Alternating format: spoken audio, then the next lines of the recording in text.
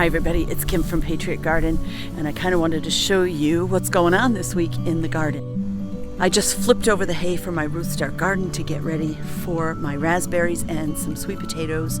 I wanted you to take a look at that, and I also hilled my potatoes for the first time. They're already out of the ground. I'll also show you what's blooming in the perennial garden, and the elderberry bushes arrived today. I'll show you those and the update on the herb garden. If these videos are helpful, don't forget to subscribe and hit the like button. That would really help me out a lot. And don't forget to share any videos that you think are helpful for other people who are starting their gardens. Okay, so right here was the hay-covered Ruth Stout Row that I started last fall, and I just flipped all the hay onto the grass that was in between the two rows so that by next year this entire thing will be plantable. I'm going to put compost down here, and I'm going to mound it for raspberries and possibly sweet potatoes. But I wanted you to see the potatoes already have poked through the ground, and I've already hilled them once. Now I'll keep hilling them as they grow, and so that the potatoes have a lot of place to hide and to grow. And I'll probably be hilling them twice a week until they start to flower. Once they start to flower, I'll let them be, and I'll harvest whatever I can harvest out of that row. The fact that these plants came up so vigorously and so quickly gives me a lot of hope that we're going to have a great potato harvest. Now, the issues in my lettuce patch are that the chard is starting to bolt, but that's the overwintered chard. So I'm going to harvest all of that and probably eat it in a couple of nights, and then I'm going to plant new stuff there. I've got some bok choy, but it also looks like it's starting to bolt a little. We've had some really weird weather, lots of rain and then heat.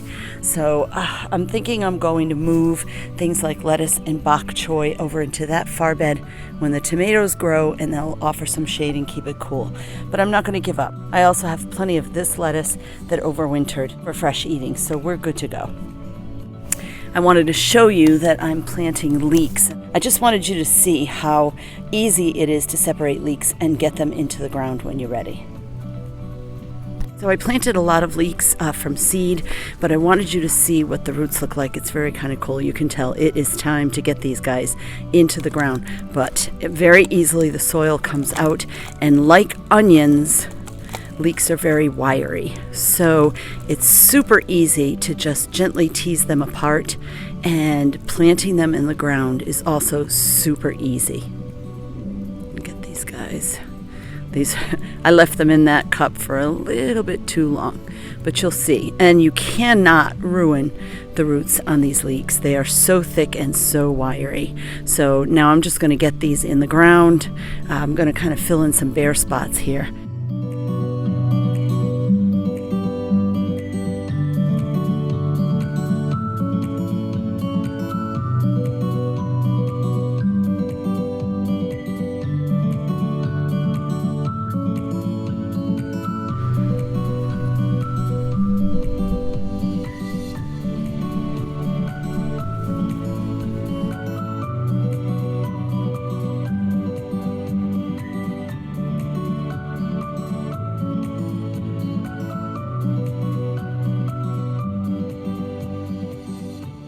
We're also doing some harvesting of our radishes.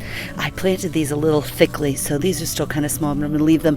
I have some right here, and I checked my Alpine Radish, a little small. So tomorrow night we'll be pickling these radishes, and we'll also be pickling jalapeno peppers. I want you to take a look at the Comfrey Flower. It is starting to form, and they really are beautiful. And I think I've done a pretty good job of containing that to the corner, but at some point it probably will move to the herb garden, which is coming.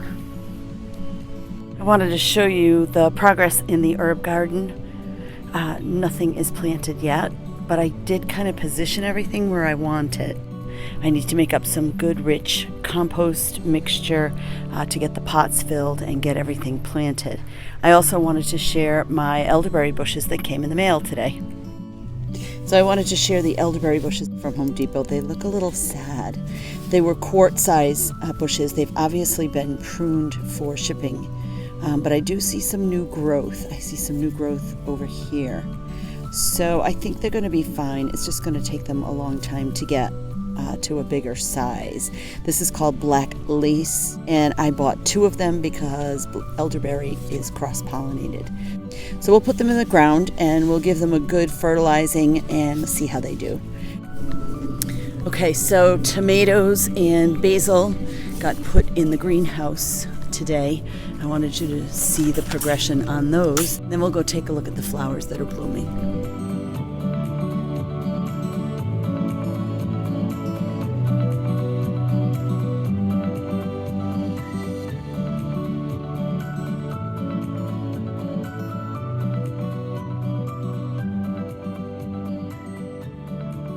Oh, we have some company. This is RBG. We call her RBG because she's got that pretty little lace collar on her neck, and she is a squawker, boy. My overwintered peppers are in the ground. They're looking a little worse for wear, but I think they're going to come back, and they're going to be great. I've got green friars here and some jalapeno bushes. Yeah. Oh boy.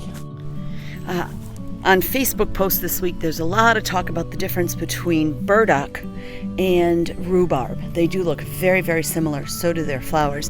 I want you to notice even my rhubarb has gone to bolt a little bit on that side, but there's a beautiful blossom coming over here. The difference between burdock is the backside of the leaves is really woolly, and the leaves of rhubarb are pretty shiny and smooth. So we're going to have a lot of rhubarb coming. And we definitely have some pest damage. So this week we will be mixing up some neem oil, and I'll show you how I take care of that. And that's not pest damage, that's called chicken damage. There's actually quite a lot going on in our perennial garden. The bee balm is starting to come up. The creeping myrtle is still blooming in some places. It has a really beautiful purple flower. The lily of the valley is starting to bloom. We have a lot of that. I even have some phlox in here. Not a lot of it, but a little. Going to be plenty of clematis flowers coming soon. I just love this plant. I love the wispy vines. Don't really love how it looks dead down here, but it's going to be beautiful up here. These are some of my favorite Hosta. This large dinosaur-looking leaf, and then this splash leaf that's really filling out my woodland garden, and I think it looks really beautiful. The grapevine is waking up. I have some leaves going on. Right now, it looks like a fairy garden with all the columbine. I just love this flower. It really does look like tiny little fairies in the garden. It self-seeds, and it really loves this mostly shaded woodland area.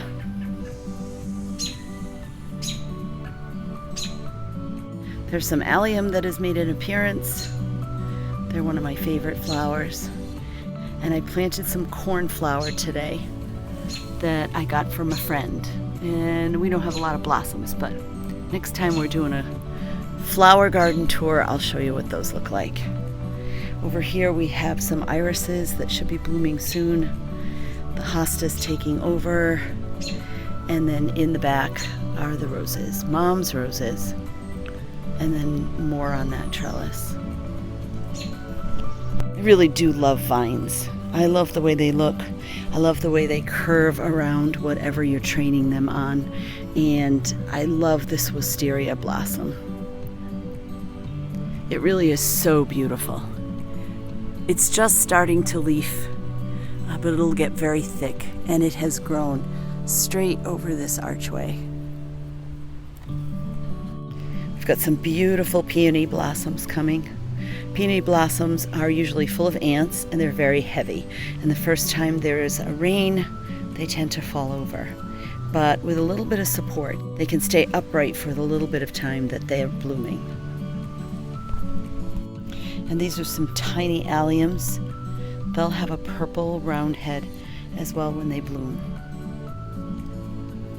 So I just took you around the house to show you everything that's blooming and coming up. It's so exciting this time of year to see everything growing so beautifully. So have a great night. Tomorrow night is pickling. We're going to be pickling jalapeno peppers and radishes. So look out for that video, and happy gardening, everybody.